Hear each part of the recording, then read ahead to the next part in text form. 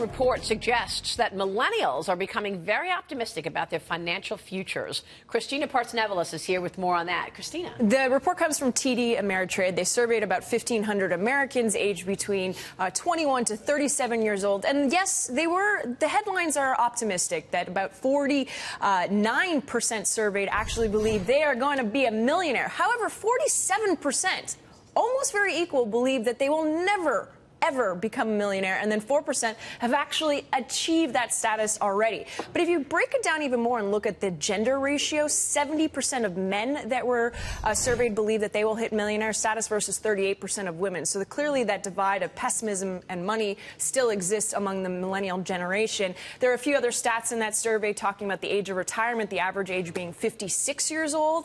Many millennials still not looking or not as keen to have children. They want to push the marriage and starting a life at a later point, so the average age for marriage coming in at 28 years old. And that is actually a big concern for the environment, even with the Center for Disease Control and Prevention saying that the birth rate in the United States is the lowest it has ever been. We're seeing the tightening of the labor market right now, so going forward, millennials, I do fall into that category, aren't looking to have children at all or at a later point in life. And that's actually a concern for baby boomers. Why? Because of housing. Baby boomers have a lot of their income in houses, especially in the suburbs, large homes. Later on in life, those millennials may not be interested in buying those larger homes because they don't have the large number of children to fill it. So it's an interesting stuff. So pushing out having kids. Here, 4% are already millionaires. Yeah, that's a pretty. Out of 1,500, yeah, out of 1,500 Americans that are surveyed. The other is that the average expects to retire at the age of 56. You know, we've been talking for so many years about how, you know, the next generation isn't going to be getting Social Security or Medicare. They're going to have to work longer.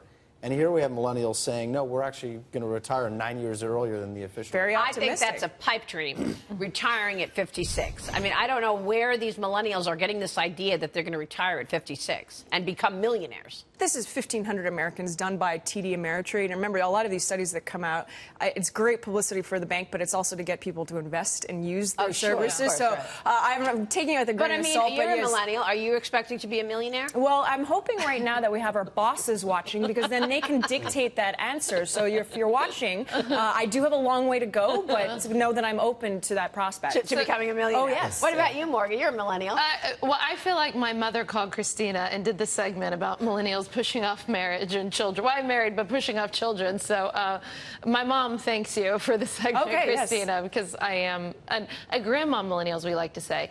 But why do you think millennials, does the study show why they're pushing off children? Is it totally economics? Because for me, I'm just immature. It's not economics. So maybe that's a part of the millennial problem. I've done this report relating to other stories. This wasn't in this report because this focused on financials. Yeah. But overall, people are waiting, and I can use myself as an example. I'm not married, and I'm in the later half of the millennials, and I have no children. Reason being is that I want to make sure that my career is established, because the financials, I don't think I can afford to have a child in New York City. And I've just moved here, and I'm already, you have to put your children in daycare and do that even before they're born. It's expensive. Put them on a list. It's expensive, Bob. Well, I can say as a millennial myself, I'm hoping to be part of that 4%. But so you just said, are you already at that 4%? No, not yet, but I'm aspiring to that. But you said something interesting. You know, if you take yourself personally, I doubt that you'll be retired at 56. I don't want to be retired at 56. I think I would be bored. Yeah, exactly. And it's not healthy to be retired at 56. Even if you change jobs, then you do something else. But to actually go and hit the hammock at 56 is not smart. Next 30 years, between the lip and the cup, they're gonna go beyond 56. Let me say that. Definitely. Yeah. Well, we have real quick about the report giving it away. This was there's another report,